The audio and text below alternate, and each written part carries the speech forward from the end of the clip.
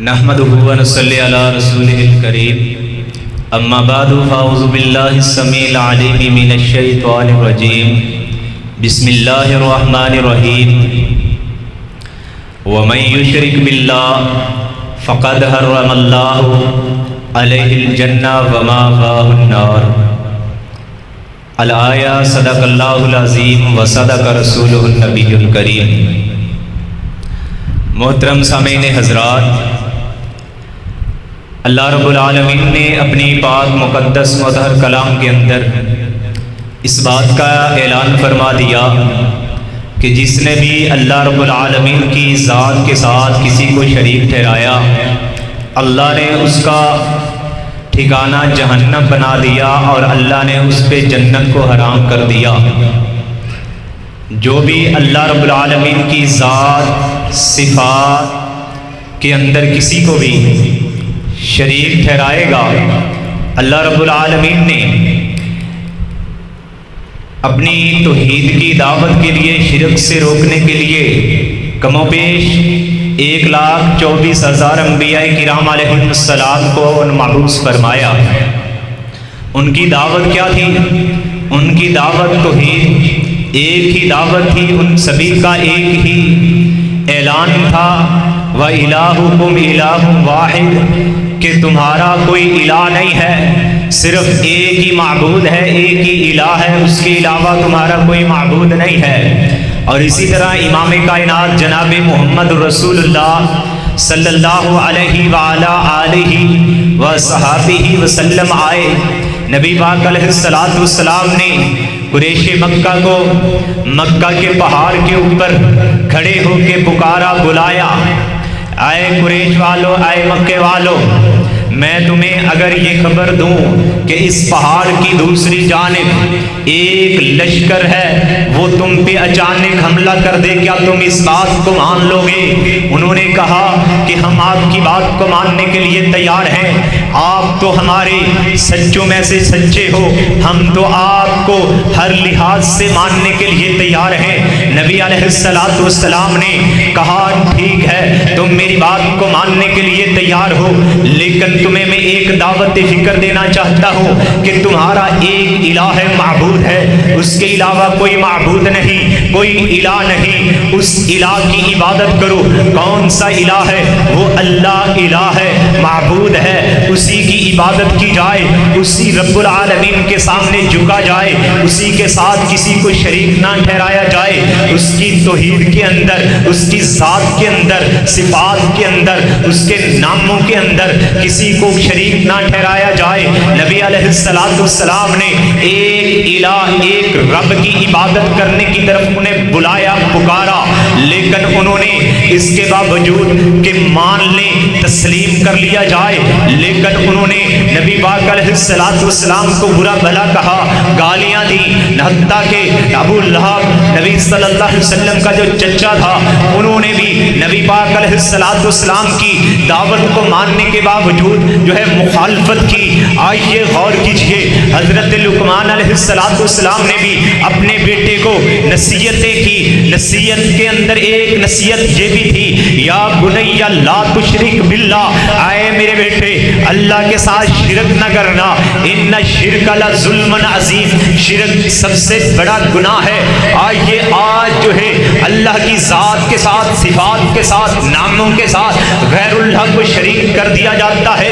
میں پوچھنا چاہتا ہوں، رب العالمین کی ذات صفات کے ساتھ اگر شرک کرو گے، شریک کسی کو ٹھہراؤ گے، سن لو، شرک کسی بھی حالت کے اندر معاف نہیں ہے۔ ہاں، جو انسان شرک کی حالت کے اندر فوت ہو گیا، وہ انسان جو ہے کفر کی موت پہ مرے گا، اس کا ٹھکانہ جہنم ہے۔ شرک معاف نہیں ہوگا جب تک انسان رب العالمین سے پکی سچی توبہ نہ کر لے، اللہ کے سامنے جھک نہ جائے کہ اللہ سے معافی نہ مانگ لے، اللہ اس وقت تک شرک کو معاف نہیں کرے گا، باقی سارے گناہ معاف کر دے گا، لیکن شرک معاف نہیں ہوگا۔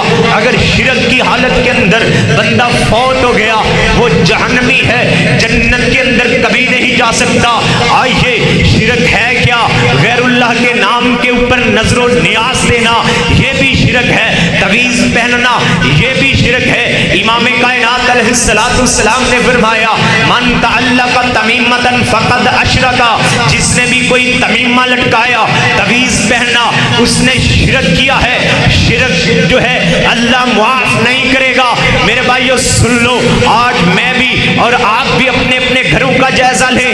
آج جو ہے مائیں اور بہنیں بھی میری بات کو سن رہی ہوں گی۔ میں یہ دعوت فکر دینا چاہتا ہوں، جو بھی عورتیں یا مرد پیروں کے پاس جا کے تعویذ لے کے آتے ہیں، یہ شرک ہے۔ اگر شرک کسی حالت کے اندر تعویذ پہنے ہوئے فوت ہو گئے، میرے رب نے اس بات کا اعلان کر دیا اس انسان کا ٹھکانہ جہنم ہے، معافی نہیں ملے گی جب تک وہ دنیا کے اندر معافی نہیں مانگے گا۔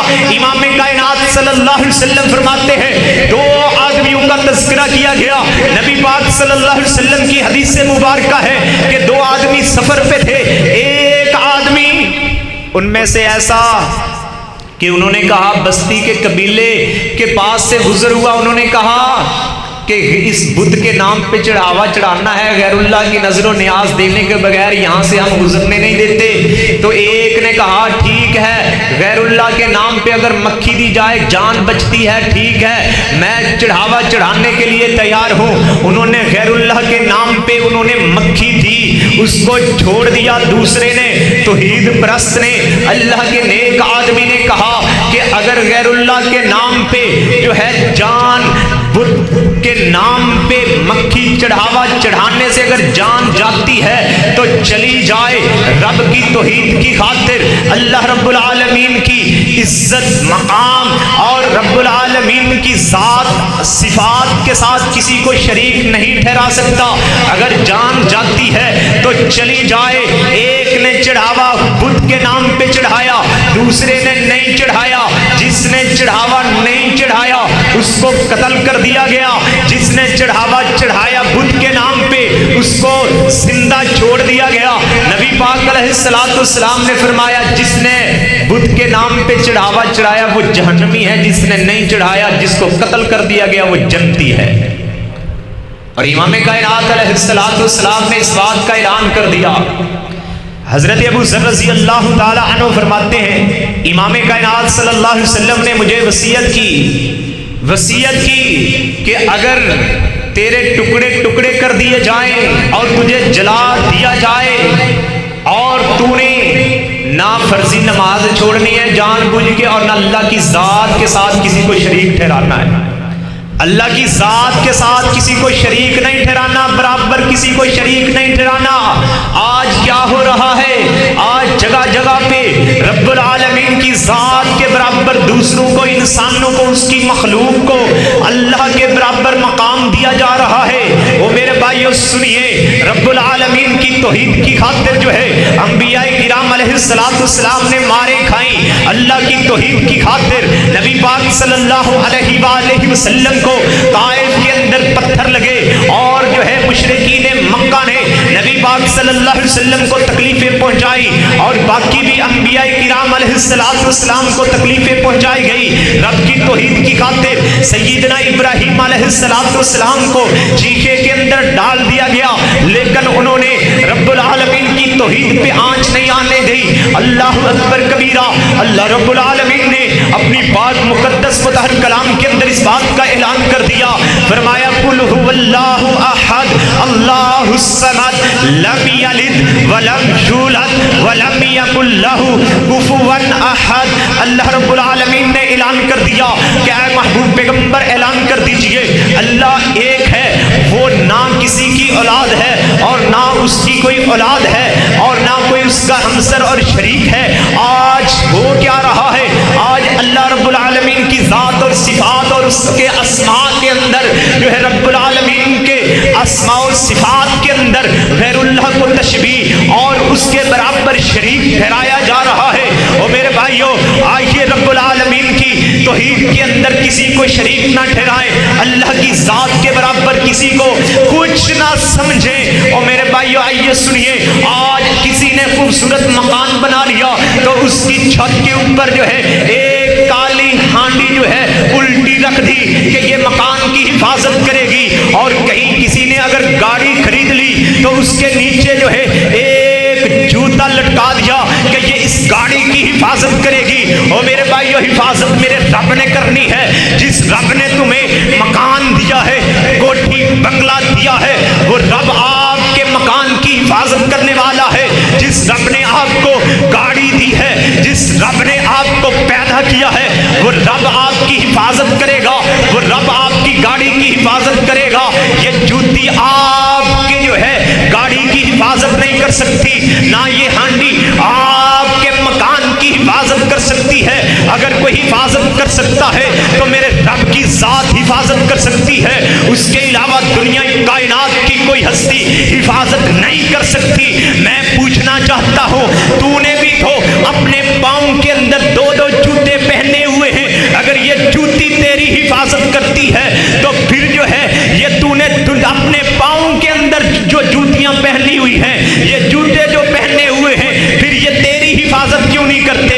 یہ اگر تو نے گاڑی کے نیچے جو لٹکائی ہوئی جوتی تیری گاڑی کی حفاظت کرتی ہے تو پھر تو نے دو جوتیاں جو ہے اپنے پاؤں کے اندر بھی تو پہنی ہوئی ہیں، یہ پھر تیری گاڑی کی حفاظت کیوں نہیں کرتی؟ اور میرے بھائیو، یہ جوتے اور یہ جو ہے ہانڈیاں اور یہ دولو اور دنیائی کائنات کے جو شرکیہ امور ہیں، یہ آپ کی کسی طرح حفاظت نہیں کرتے، بلکہ حفاظت کرتا ہے تو میرا رب حفاظت کرتا ہے۔